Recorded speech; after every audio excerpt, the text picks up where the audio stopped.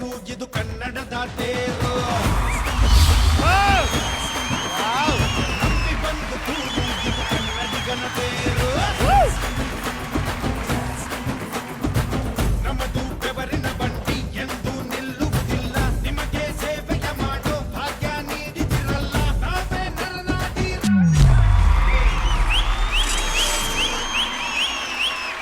ಏನಣ್ಣ ನಿಂದಿವತ್ತು ಪವರು ಬಾ ನಮ್ ಬಾಸ್ ಬಂದಂಗೆ ಆಗೋಯ್ತು.